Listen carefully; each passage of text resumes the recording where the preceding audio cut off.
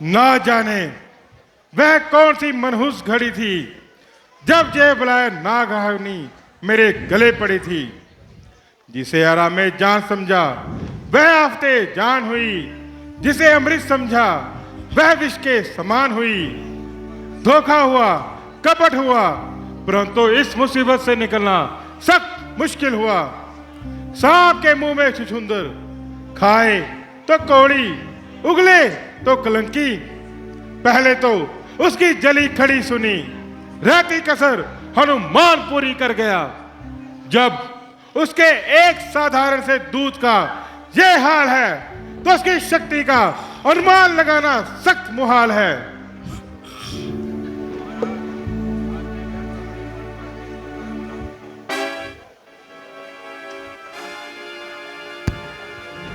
महाराज, आपने व्यर्थ अपने मन पर इस प्रकार का मलाल किया।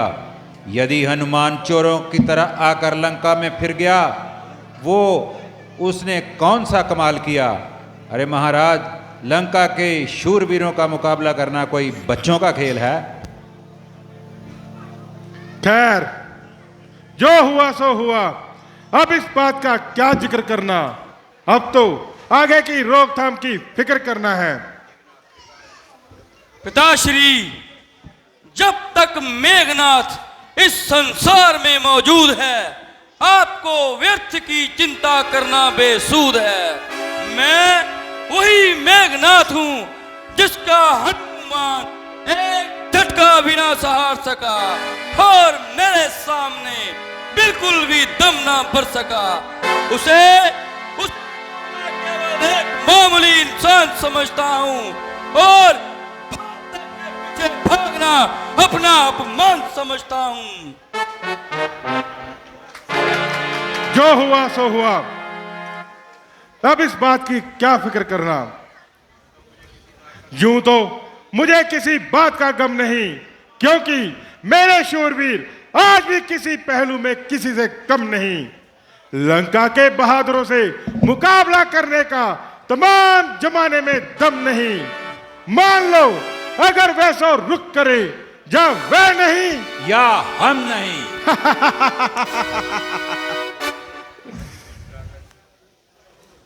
भ्राता जी, आपके सारे सभासद आपसे डरते हैं, इसलिए खुशामदाना बातें करते हैं।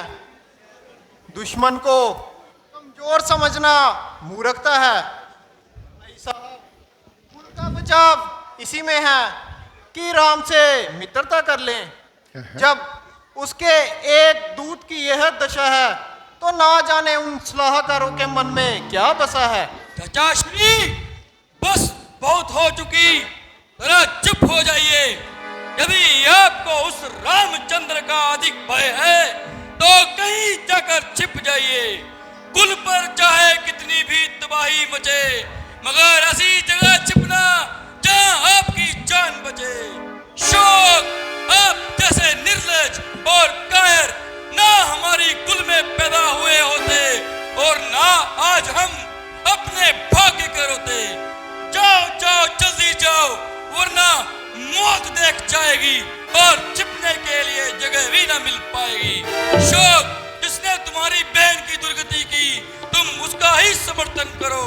यदि कुछ लाज है तो चुल्लू भर पानी में डूब मरो।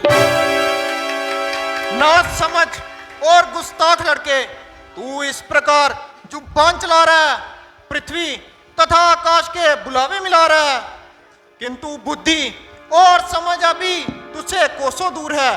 बलिशत भर का लड़का, हाथ भर की जुबान, जो मुख से निकला वही प्रमाण। तू इस वक्त इतनी बहादुरी जता रहा है और अपने आप को वीर बता रहा है। तू उस समय कहां मर गया जब वो अकेला हनुमान हजारों की किरकिरी कर गया। इस बात को मैं न कहना चाहता था, आप कहलवा कर ही रहे।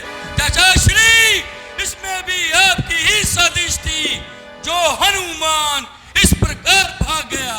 ना आप उसकी अनुचित हिमायत करते और ना पिताजी उस पर नजरे इनायत करते। जब से हनुमान भाग गया है, मानो आपका भाग्य ही जाग गया है। मन की मुराद मिली और दिल की कली खिली।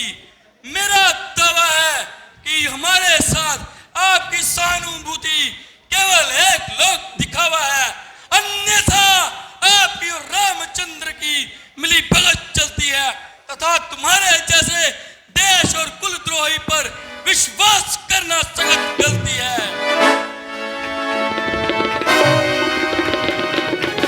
भाई साहब, देखते हो ये कल का छोकरा मुझे किस तरह सख्त सुस्त कर रहा है। निसंदेह यह जो कुछ भी कह रहा है बिल्कुल सत्य कह रहा है। शोक कि आप इसका अनुचित पक्ष लेकर मेरा अपमान कर रहे हैं और सरे दरबार मुझे दुर्वचन सुनवा रहे हैं।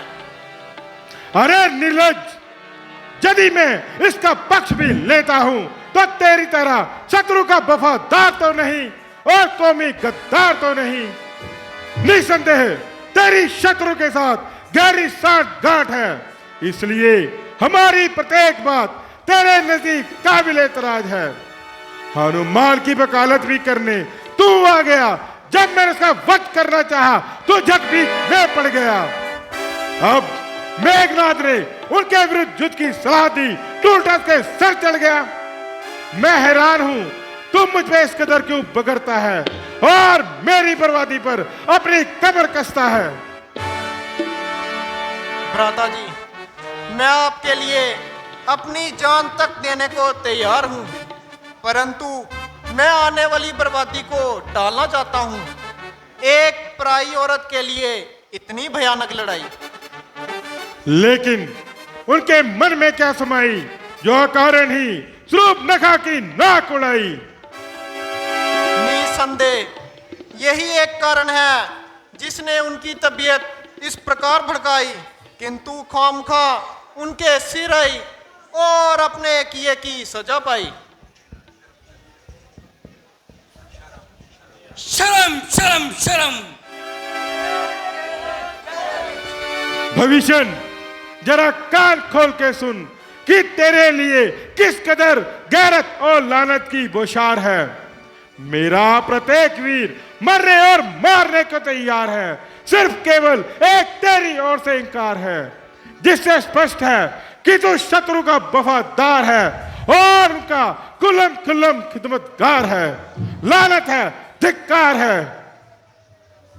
भाई साहब, यह चापलूस जो आपकी हाँ में हाँ मिला रहे हैं, किंतु वास्तव में आपको अमृत के धोखे विष पिला रहे हैं।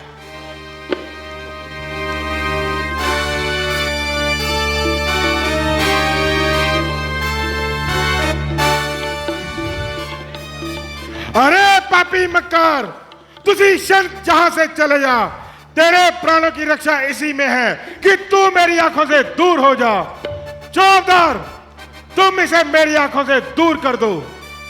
शोक कि मेरी शुभकामनाओं का यही सिला मिलना था और मुझे सरे दरबार अपमानित होकर निकलना था। खैर भाई साहब, आपका क्या कसूर है? ईश्वर को इसी प्रकार मंजूर है। मेरा आपके ना किसी कार्य से संबंध है, ना ही सरोकार है। भाई साहब, मेरा आपको अंतिम प्रणाम है। निकल जा।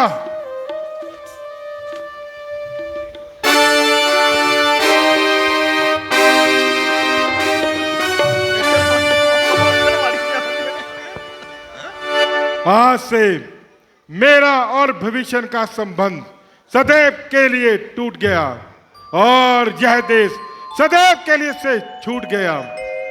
यद्यपि वह अले दर्जे का जालिम है, परंतु हद से ज्यादा मक्कार है। उसकी मौजूदगी मेरे लिए इतनी हानिकारक ना थी जितना उसका चला जाना खतरनाक है।